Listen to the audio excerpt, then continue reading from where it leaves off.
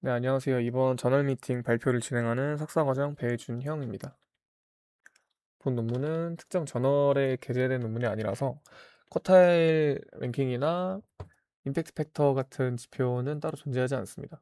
대신에 IEEE와 CVF에서 공동으로 주최하는 컴퓨터 비전 분야에서 최상위 축에 속하는 국제 학회인 컴퓨터 비전 앤 패턴 리코그니션 2023 프로시딩에 게재되었다고 합니다.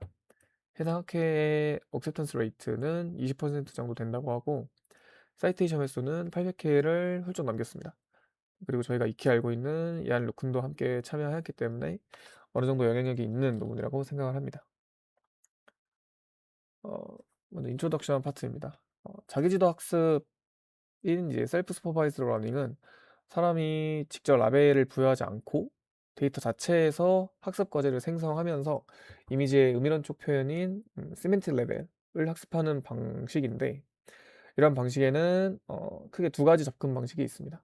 하나는 이미지의 여러 변형 간의 불변성을 학습하는 불변성 기반 방법인 invariance based 메소드가 있고, 다른 하나는 손상된 데이터를 복원하는 생성형 방법인 generative 메소드라는 방법이 있습니다.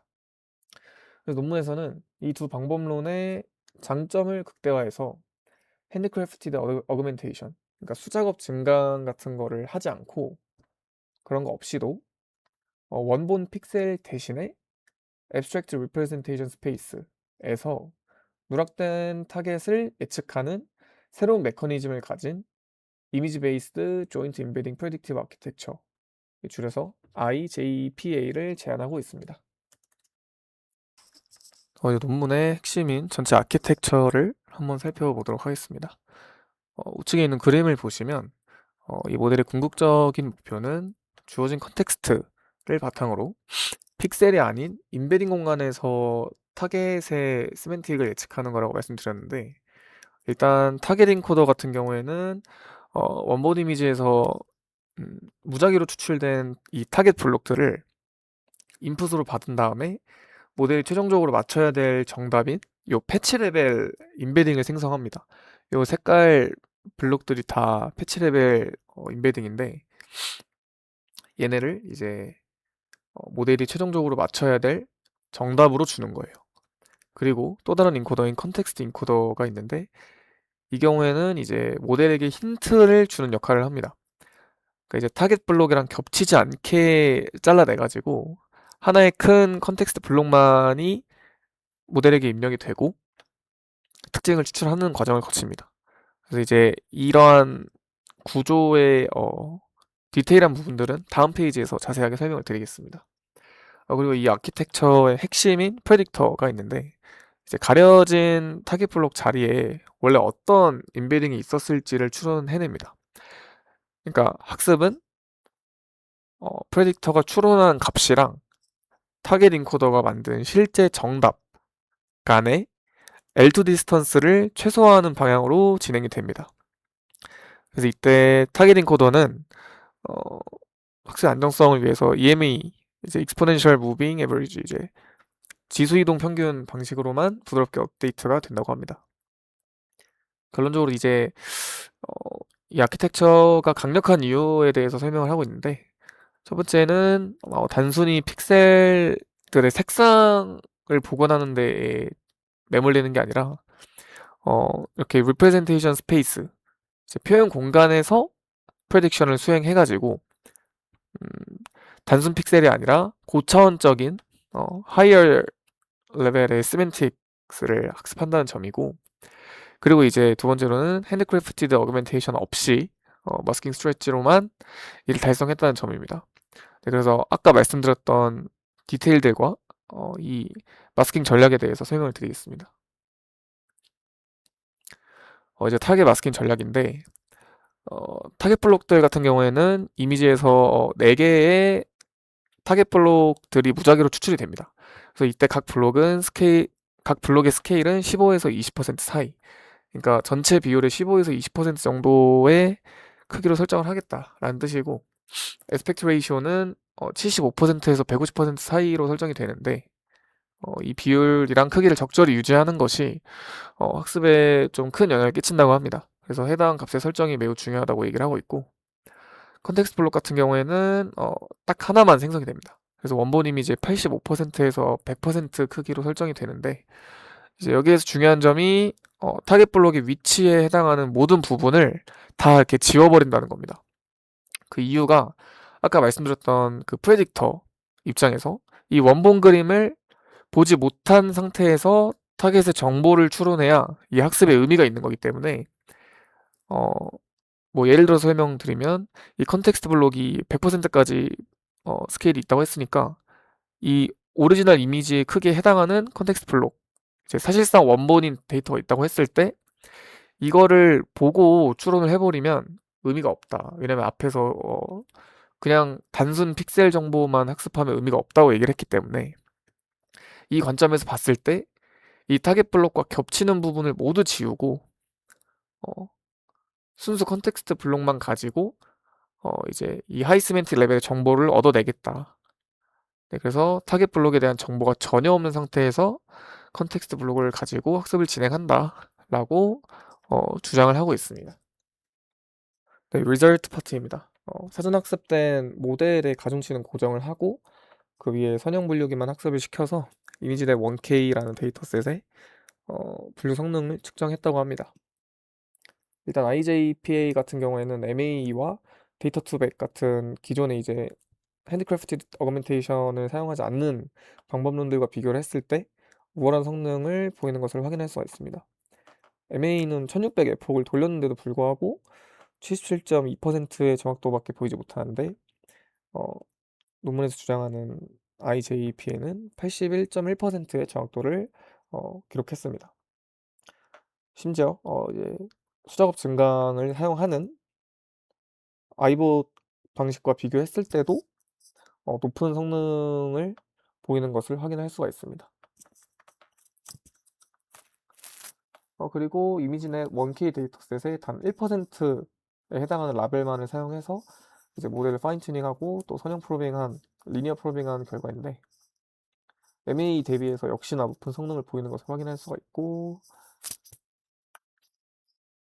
그 다음에 이제 이미지넷 말고도 CIFAL 100, 플레이시스 205, 그 다음에 iNaturalist 18과 같은 데이터셋에서 리니어 프로빙을 통해서 트랜스퍼 러닝을 전위학습 성능을 평가한 지표인데, 이 경우에는 사실 MA보다는 당연히 성능이 높지만 아이봇에 비해서는 성능이 떨어지는 것을 확인할 수가 있습니다.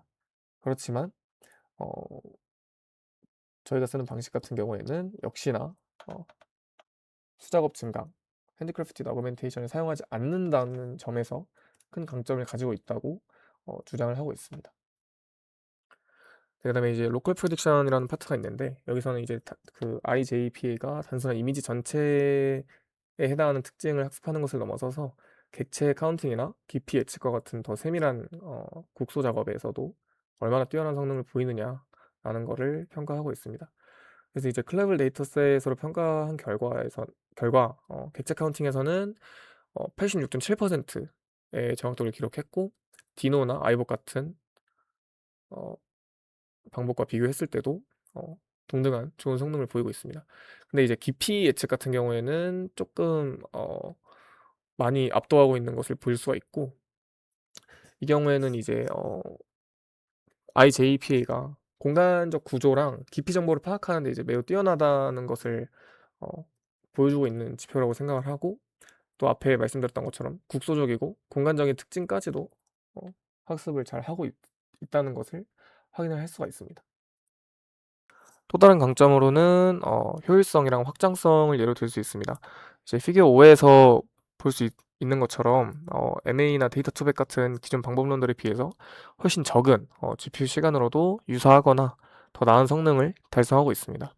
뭐 예를 들어서 1600에폭 학습한 MA보다 저희 아키텍처는 이제 300에폭만 학습해도 더 높은 성능을 보이고 있는 것을 확인할 수가 있고, 심지어 이제 수작업 증강, 이제 핸드크래프티드 어그멘테이션을 사용하는 아이봇의 작은 모델보다도 훨씬 적은 학습 시간으로 IJPA는 비슷한 성능을 내고 있습니다. 근데 이제 IJPA가 이렇게 할 수 있는 이유가 단일 뷰만 처리하고 복잡한 증강이 없기 때문이라고 합니다. 그리고 이제 테이블 5에서 볼 수 있듯이 이제 우리 아키텍처는 더 큰 데이터셋이랑 더 큰 모델을 사용할 때 성능이 지속적으로 향상이 됨을 확인을 할 수가 있습니다. 이제 대규모 환경에 매우 적합하다는 것을 의미하고 또 적은 컴퓨팅 자원으로도 높은 성능을 달성할 수 있음을 꾸준히 어, 내세우고 있습니다. 그리고 이제 프레딕터의 결과를 좀 시각화한 자료인데 IJPA가 학습하는 그 리프레젠테이션이 뭘 담고 있는지 보여주는 자료입니다. 이제 피규어 6에서 확인할 수 있는 것처럼 그냥 단순하게 이미지를 복원하는 게 아니라 특정 위치를 주어졌을 때 그 위치에 해당이 되어야 되는 어, 객체를 정확하게 짚고 있거든요. 그래서 새는 등을 정확하게 예측하고 있고 자동차 같은 경우에도 윗부분을 정확하게 예측하고 있습니다. 네. 다른 이미지 같은 경우에도 마찬가지로 잘 프레딕션이 되고 있는 것을 확인할 수가 있습니다. 그래서 이제 앞에 말씀드렸던 것처럼 픽셀 하나하나의 디테일에 집착을 하기보다는 이미지의 전체적인 구조랑 어, 이 이미지를 이루고 있는 것들에 대해서 전체적으로 집중하려고 노력하는 그런 아키텍처임을 계속해서 시사하고 있습니다. 정리하면 인베딩 공간에서 예측을 수행함으로써 수작업으로 설계된 데이터 증강에 대한 의존을 제거하는 새로운 패러다임을 내세우면서 하이 레벨의 의미론적 학습, 그리고 높은 확장성과 범용성, 그리고 여러 멀티모델 표현 학습으로 확장될 수 있는 가능성을 제시하고 있습니다. 그리고 개인적인 고찰 말씀드리면 논문에 대한 의견으로는 좀 기본 지식이라는 이유로 인해서 조금 쉽게 넘겨질 수 있는 세멘틱 레벨과 같은 이제 데피니션, 어떻게 보면 중요한 데피니션이라고 생각을 하는데 이런 부분에 대한 설명이 조금 부족하다는 점 정도가 있었고 이외에는 훌륭한 논문이었다고 생각합니다. 그리고 개인적인 고찰로는 이제 뇌파, 그러니까 즉 이제 EEG 측정을 할 때는 EMG랑 EOG 같은 노이즈나 전극 접촉 불량 같은 불필요한 요소들이 굉장히 많이 담기는데 이제 이 부분을 IJPA 아키텍처를 활용해서 접근해 보면 어떨까라는 생각이 들었습니다. 왜냐하면 스케프 데이터를 복원할 때 EEG를 활용한다고 해도 결국 지금은 가능성을 보는 연구를 진행하고 있기 때문에 EEG가 정제된 데이터를 복원하고 있는 상황이고 실제로도 어 EEG는 스케프 데이터를 똑같이 복원해야 되기 때문에 전처리하고 데이터 다듬고 하면 결국 정제된 데이터를 복원하는 거다라는 생각이 들었습니다. 그래서 아예 그냥 로우 데이터를 활용해서 타겟 인코더랑 컨텍스트 인코더에 적절히 넣어서 리컨스트럭션 해보면 어떨까라는 생각이 들었고 이렇게 되면 조금 더 본질적인 측면에서의 리컨스트럭션이 가능하겠다라는 생각을 해봤습니다. 그래서 더 깊은 부분에 다가가기 위해서는 조금 더 공부해보면서 고찰을 더 진행해보면 좋을 것 같습니다. 이상으로 발표 마치겠습니다. 들어주셔서 감사합니다.